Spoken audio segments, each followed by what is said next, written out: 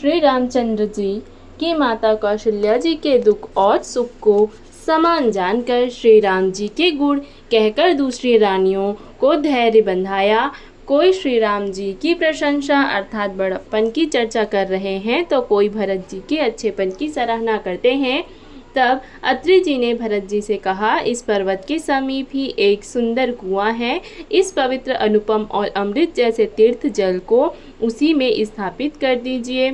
भरत जी अत्रि मुनि की आज्ञा पाकर जल के सब पात्र रवाना कर दिए और छोटे भाई शत्रुघ्न अत्रि मुनि तथा अन्य साधु संतों सहित आप वहां गए जहां एक अथाह कुआं था और उस पवित्र जल को उस पुण्य स्थल में रख दिया।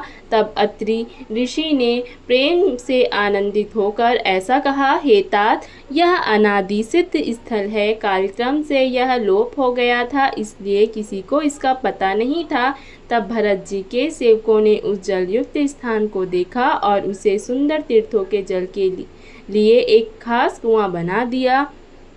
दैव योग में विश्व भर का उपकार हो गया। धर्म का विचार तो अत्यंत अगम था, वह सुगम हो गया।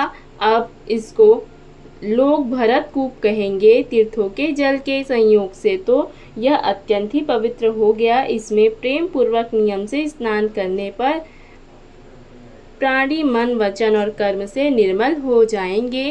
कूप की महिमा कहते हुए सब लोग वहां गए जहां श्री रघुनाथ जी थे। श्री रघुनाथ जी को अत्रि जी ने उस तीर्थ का पुण्य प्रभाव सुनाया। प्रेम पूर्वक धर्म के इतिहास कहते वह रात सुख से बीत गया और सुबह हो गई। भरत शत्रुघ्न दोनों भाई नित्य क्रिया पूरी करके श्री राम जी, अत्रि जी और गुरु वशिष्ठ जी की आज्ञा पाकर समाज सहित सब सादे समाज से श्री राम जी के वन में भ्रमण अर्थात प्रदक्षिणा करने के लिए पैदल ही चले। कोमल चरण हैं और बिना जूते के चल रहे हैं, यह देखकर पृथ्वी मन ही मन सकुचाकर कोमल हो गई। कुश, कांटे, कंकड़ी, दरारें आदि कड़वी, कठोर और बुरी वस्तुओं को छिपाकर पृथ्वी ने सुंदर और कोमल मार्ग बना दिए।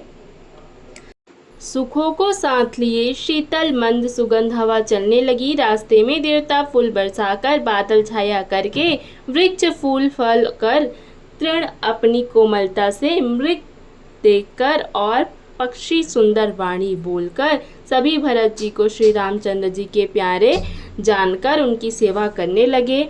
जब एक साधारण मनुष्य को भी आलस्य से जम्भाई लेते समय राम कह देने से ही सब सिद्धियां सुलभ हो जाती हैं, तब श्री रामचंद्र जी के प्राण प्यारे भरत जी के लिए यह कोई बड़ी आश्चर्य की बात नहीं है।